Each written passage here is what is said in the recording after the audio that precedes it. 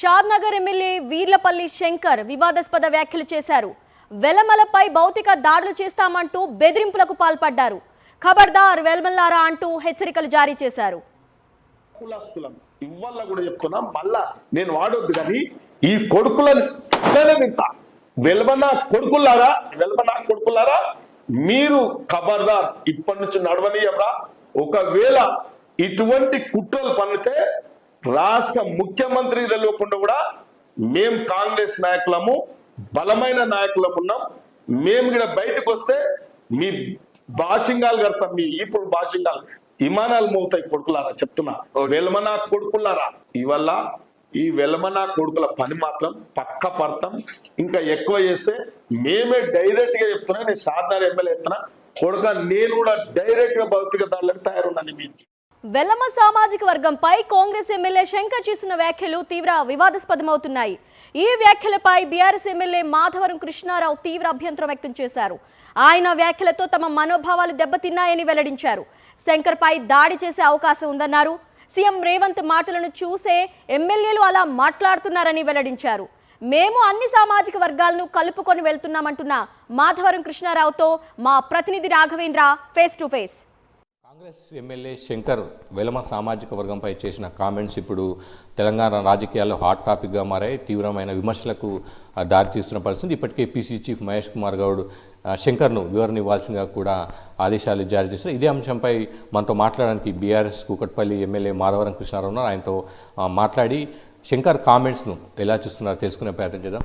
Sir, ఇప్పటికే Shadnagar Congress MLA Veerlapalli Shankar comments social మీడియాలో వైరల్గా మారాయి. బీఆర్ఎస్ పార్టీ దీన్ని ఎట్లా చూస్తున్నారు, మీరు ఎట్లా చూస్తారు? అంటే ఇది ఒక పార్టీకి సంబంధించినటువంటి విషయం కాదు. ఇది ఒక జాతిని తిట్టడం అనేటటువంటిది కాంగ్రెస్ పట్ల అలవాటు అయిపోయింది. ఎందుకంటే ఈ ముఖ్యమంత్రి వచ్చిన తర్వాత ఇది మూడోసారి జరిగింది. మొట్టమొదటిసారిగా నల్గొండకు సంబంధించిన ఎమ్మెల్సీ గారు అక్కడ నల్గొండలో భువనగిరిలో మీటింగ్ పెట్టి రెడ్డిలను తిట్టడం, అదేవిధంగా మాదిగకు సంబంధించినటువంటి మందకృష్ణ మాదిగ గారు కేంద్ర ప్రభుత్వం కానీ రాష్ట్ర ప్రభుత్వం కానీ అదేవిధంగా న్యాయస్థానం నుంచి పోరాడి తెప్పించుకున్నటువంటి వర్గీకరణ విషయంలో పోరాడి తెచ్చుకున్న మందకృష్ణ మాదిగ చిన్నప్పటి నుంచి చూస్తున్న ఆయన కష్టమైన బాధలు నేను చూశాను. మరి అటువంటి దానికి వచ్చినప్పుడు ఆల పార్టీకి సంబంధించిన ఒక ఎమ్మెల్యేతో ఒక మీటింగ్ పెట్టించి మాదిగ సమాజాన్ని తిప్పించే ప్రయత్నం చేశారు. వెల్మ సామాజిక వర్గాన్ని విపరీతమైనటువంటి మాట, నోటికి దూడ్సు మామూలుగా కాదు, అటువంటి భాష మాట్లాడడం అనేది బాధ. ఎక్కడైతే కాదు, అసెంబ్లీలో కూడా ఆయన ప్రవర్తన చాలా భయంకరంగా ఉంటుంది. చాలాసార్లు కూడా మేము కాంగ్రెస్ ఎమ్మెల్యేతో కూడా మేము కూర్చున్నప్పుడు ఏందన్నా అట్లా బాగా గలీగా మాట్లాడుతున్నాడు. మాట్లాడంటే అసెంబ్లీలో చాలా ఉందాగా మాట్లాడాలి. కొత్తగా గెలిచిండు, ఆవుతలేడు, గవర్నమెంట్ వచ్చింది అనుకుంటున్నాడు, మా చేతిలో ఏముండదు, ఎప్పటికీ మాది కూడా సాగుతున్నటువంటి ధోరణిలో మాట్లాడుతూ ఉన్నాడు. చాలాసార్లు చూసాం మేము కూడా సీనియర్లం. కానీ ఒక జాతిని తిట్టేటప్పుడు ఒక శాసనసభ్యుడికి అన్ని కులాలు వేస్తేనే ఓట్లు వేస్తే గెలుస్తాం మనం. ఒక జాతి మీద మొత్తం బుల్డోజర్ పెట్టి ఎక్కిస్తా అని చెప్పేసి ఆయన ముఖ్యమంత్రి గారు మాట్లాడడం ఇది మంచిది కాదు. ఏ రాష్ట్రంలో ముఖ్యంగా ఎలమ జాతి తక్కువ ఉందన్నటువంటి మాట మాట్లాడుతూ ఉన్నారు. మరి ఒక కులాన్ని తిట్టడం అనేది మరి పిసిసి అధ్యక్షుడు ముఖ్యమంత్రి గారు స్పందించాలి. మరి ఎట్లయినా మామూలు ఆల్రెడీ ఎన్నికల కమిషనర్ కంప్లైంట్ చేయబోతూ ఉన్నారు. అదేవిధంగా ఒక శాసనసభ్యుడు ఎప్పుడైనా ప్రమాణం చేసేటప్పుడు మనం అన్ని కులాలను అన్ని మతాలను కాపాడుకుంటాం, రాజ్యాంగం అంబేద్కర్ రాసిన రాజ్యాంగం ప్రకారం నడుచుకుంటామని చెప్పి మనం చేస్తూ ఉంటాం.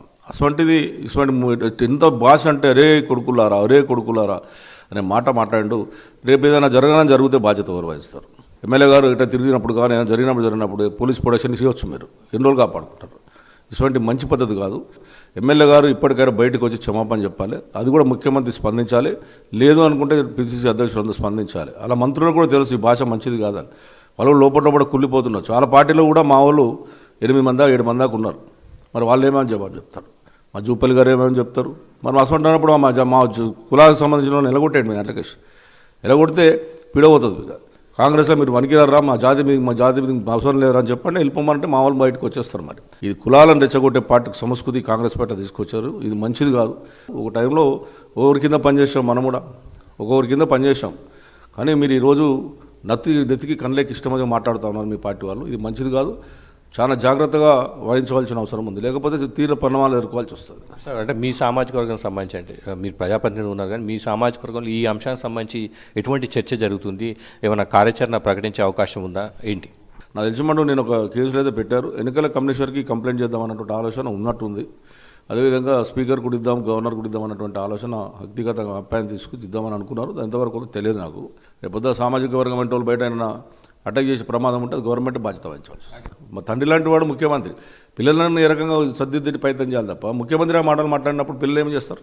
అది ముఖ్యమంత్రి మార్చుకోవాలి ఫస్ట్ భాష. అది ముఖ్యమంత్రి నోట్లకేసి భాష మారితే కింద ఉన్నటువంటి పిల్లలు భాష మార్చుకుంటారు. ప్రధానంగా ముఖ్యమంత్రి భాష తీరును మార్చుకోవాలని, ఒకవేళ ఆయన మార్చుకుంటే కింద ఉన్న ఎమ్మెల్యేలు కూడా మార్చుకుంటారని మాధవరం కృష్ణారావు అభిప్రాయం వ్యక్తం చేశారు. అదేవిధంగా శంకర్ బయటకు వచ్చి ఈ అంశానికి సంబంధించి క్షమాపణ చెప్పాలన్న డిమాండ్ కూడా చేస్తున్నారు. కెమెరా ముత్యంతో కలిసి రాఘవేంద్ర.